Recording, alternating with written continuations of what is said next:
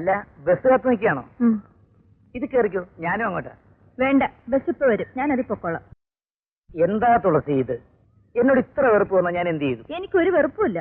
പിന്നെന്താ, ഞാനിപ്പോ അങ്ങോട്ട് പോകുന്നു. ഇതിന്റെ പുറകിലാണെങ്കിൽ ഒരാൾക്കിരിക്കാനുള്ള സ്ഥലവുമുണ്ട്. ബസ്സാണെങ്കിൽ എപ്പോ വരുമെന്നൊട്ട് അറിയുകയുമില്ല. കേറ് തുളസി. കോളേജിൽ പഠിക്കുന്ന പെൺപിള്ളേര് ഇത്ര ശയ്യാവാൻ പാടില്ല. വേണ്ട, ആരെങ്കിലും ഒക്കെ കണ്ടാൽ. ആര് കണ്ടാലെന്താ? നമ്മൾ ഒരുമിച്ച് ആഹാരം കഴിക്കുന്നു, നമ്മൾ ഒരുമിച്ച് ഉറങ്ങുന്നു. ഒന്നിച്ചുറങ്ങുന്നോ? സോറി, ഉറങ്ങാൻ ശ്രമിക്കുന്നു, അല്ല ക്ഷണിക്കുന്നു. വന്നാട്ടെ പ്ലീസ്. എന്നെ എങ്ങും കൊണ്ടിടരുത്. ഇല്ല, കേറിയാട്ടെ പ്ലീസ്. ഇതാ ബസ് വന്നു, ഞാനത് പൊക്കോളാം.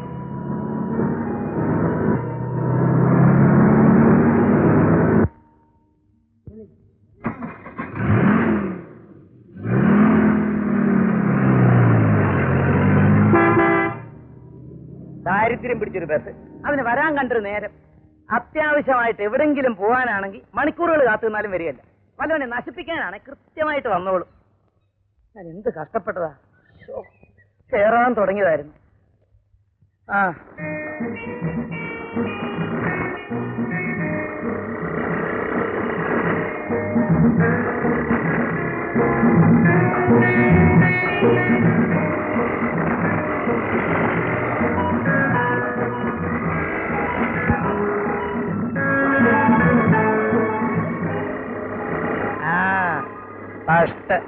എടാ ബസ്സേ, നീ എന്നെ വെട്ടിച്ചിട്ട് വന്നതല്ലയോ? ഇപ്പൊ എന്തായി?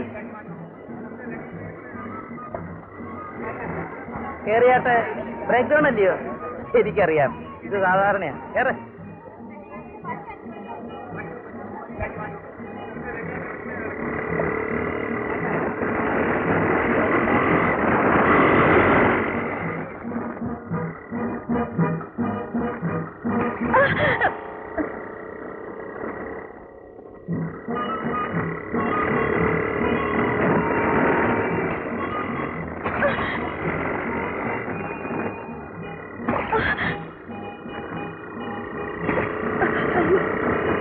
നിർത്തണം. ഇതെന്താ കുഴി കാണുമ്പോഴൊക്കെ അത് ചാടുന്നത്? ഓ, ഇവന് രാഷ്ട്രീയ പ്രസംഗം. സ്കൂട്ടറോ അതോ ഓടിക്കുന്ന ആളോ? യഥാതന്ത തഥാപിള്ള. അമ്മേ, ഇത് ഇന്റർവ്യൂവിനുള്ള കാർഡാ. നാളെ രാവിലെ 10 മണിക്ക് തിരുവനന്തപുരത്ത്. എങ്ങനെ പോകും മോളെ? ഇതെന്താ ഇത്ര പെട്ടെന്ന്? പെട്ടെന്നൊന്നുമല്ല, കാർഡ് അയച്ചിട്ട് ദിവസങ്ങളായി. നമുക്ക് കിട്ടിയത് ഇന്നേ ഉള്ളൂ. ഇപ്പൊ എന്താ ഒരു വഴി? മോൾ ഒറ്റയ്ക്ക് പോകാമോ? ഒറ്റയ്ക്ക് എങ്ങനെയാ അമ്മേ? ഞാൻ ആദ്യമായി പോവുകയല്ലേ. അത് ശരിയാ. ഞാൻ കൂടെ വരാമെന്ന് വെച്ചാ ഇത് പൂട്ടിയിട്ടാ. പൂട്ടിയിട്ടാ പതുകാരെല്ലാം പട്ടിണിയാവും. തന്നെയുമല്ല, ഞാൻ വന്നിട്ട് എന്ത് പ്രയോജനം? 2 പെണ്ണുങ്ങളും കൂടെ തിരുവനന്തപുരം പട്ടണത്തിൽ എന്തോ ചെയ്യാനാ? എന്താ അമ്മയും മോളും കൂടെ ഗൂഢാലോചന? എന്റെ സാറേ, എവക്കൊരു ഇന്റർവ്യൂ അങ്ങ് തിരുവനന്തപുരത്താ. കൂടെ പോവാൻ ആരുമില്ല. അതിനെന്താ, ഞാൻ വേണമെങ്കിൽ പോവാമല്ലോ. അല്ല, എന്നെ വിശ്വാസം ഉണ്ടെങ്കിൽ മതി. പിന്നെ തിരുവനന്തപുരം ആവുമ്പോ എനിക്ക് നല്ല പരിചയമാണ്. കാർഡിങ്ങനെ നോക്കട്ടെ. ഇത് വില്ലേജ് ഓഫീസിലെ ജോലിക്കുള്ള ഇന്റർവ്യൂ ആണല്ലോ.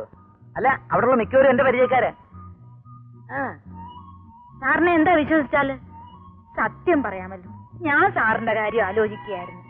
സാറിനെ പോലെ ഇതിന് പറ്റിയ ഒരാള് വേറെയില്ല. എന്താ മോളെ? എന്നാ ഉടനെ തന്നെ ഒരു കാറ് പിടിച്ചു പോവാം. രാവിലെ ഇവിടെ എത്തണ്ടേ? തുളസി ഒരുങ്ങിക്കോളൂ. വലിയ സ്പീഡൊന്നും വേണ്ട. രാവിലെ 8 മണിക്ക് തിരുവനന്തപുരത്ത് എത്തിയാൽ മതി.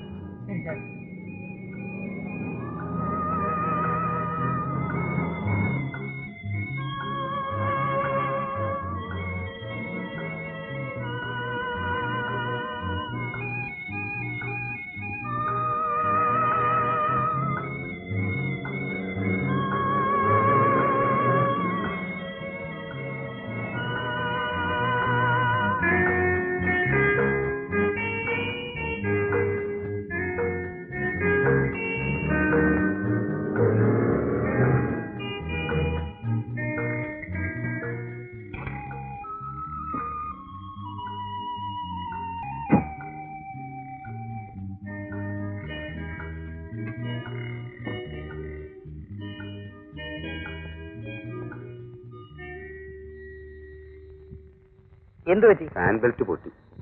അയ്യോ, ഇനിയിപ്പോ എന്ത് ചെയ്യും? പുതിയ ഒരെണ്ണം വാങ്ങണം. 10-15 മൈൽ ദൂരം പോകണം വാങ്ങണമെങ്കിൽ. കുഴഞ്ഞോ? ഇനിയിപ്പോ ഈ രാത്രി നമ്മൾ എന്ത് ചെയ്യാൻ?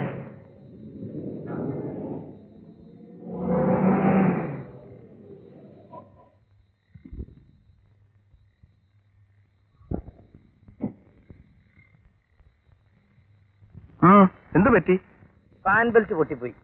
ഇതുവഴി ഇനി ബസ്സൊന്നും ഇല്ലല്ലോ. ഡ്രൈവർ കയറിക്കോളൂ. ഞാൻ പോകുന്ന വഴിക്ക് ടൗണിൽ ഇറക്കാം.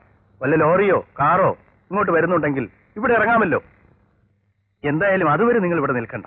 ഈ സ്ഥലം അത്ര നല്ലതല്ല. അതാ അവിടെ ഒരു TV ഉണ്ട്, അവിടെ പോയി വിശ്രമിക്കാം.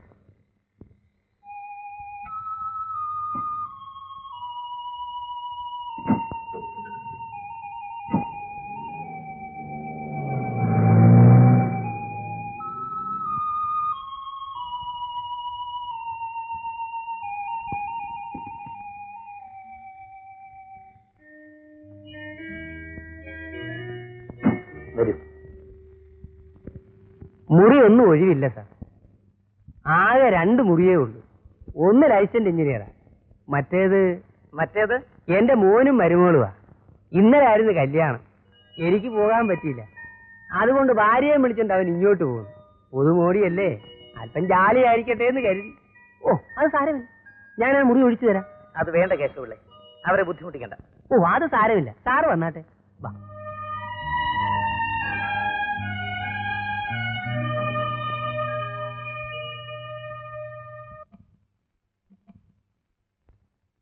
വന്നാട്ടെ. ഇതാണ് സാറേ എന്റെ മോൻ. ഇത് മരുമോൾ. മോനെ, ഇതാണ് അച്ഛൻ എപ്പോഴും പറയാറുള്ള രവി സാർ. എനിക്ക് ജോലി കിട്ടിയത് തന്നെ ഈ സാർ നിമിത്തം. മോനൊരു കാര്യം ചെയ്യും, ആ ഔട്ട് ഹൗസിൽ കിടന്നു സാറിന് ഈ മുറി കൊടുക്കാം. ശരി അച്ഛൻ.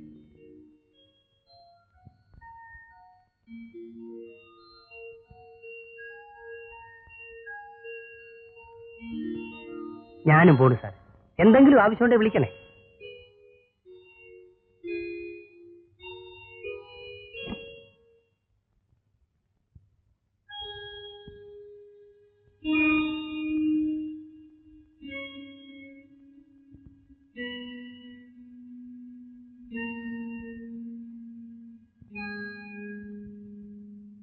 തുളസി ഇവിടെ കിടന്നുള്ളൂ, ഞാൻ വേണേ പുറത്താ.